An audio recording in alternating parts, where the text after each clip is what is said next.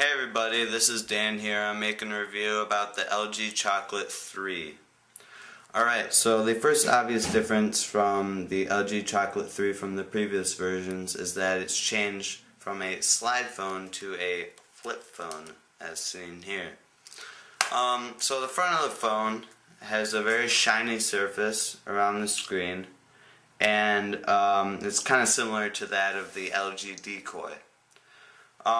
Up top we see a 2 megapixel camera, which is pretty good quality for a phone camera, and below that we have a very nice large screen with a center wheel below it, which this is a trademark of the LG Chocolate phones. Pressing the button in the center will bring up a simple menu that is kind of like the front row menu on Apple computers. From here you're able to see simple things such as the calendar, camera, pictures, music, and your inbox. This is all before you open the phone, so that's pretty nice. You have some accessibility from the outside. And on the side here you have a lock button and an unlock button, and that's to protect you from accidentally pressing the button and having it do something when you didn't mean it to. So opening the phone reveals a 240 by 320 262K color screen. Underneath the screen there is a spacious keypad that is great for texting and controlling games, and they're pretty big, so it doesn't really matter how big your fingers are. It's nice. There's a raised border that separates the number keys from the navigation screen here, as you can see.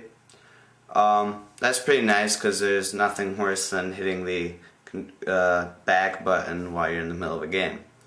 So on the phone's left side there's a volume keys, and that obviously lets you control the volume.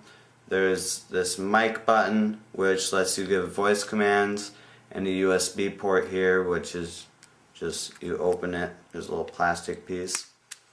And so, hook it to the computer that way.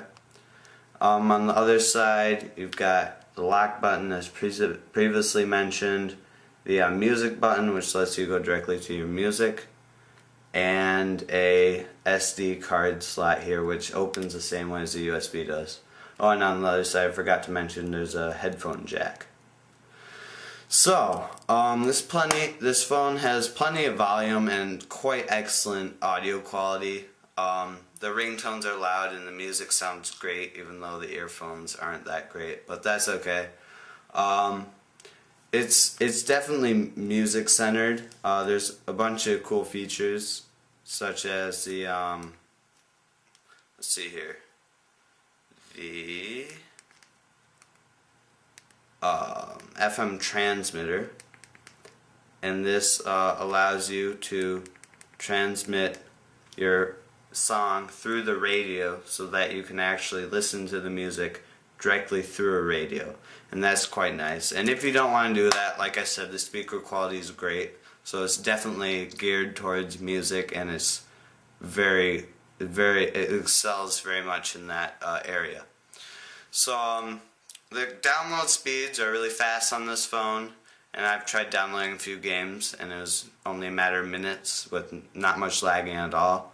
So the call quality is also excellent, with plenty of volume, and the voices sound quite natural.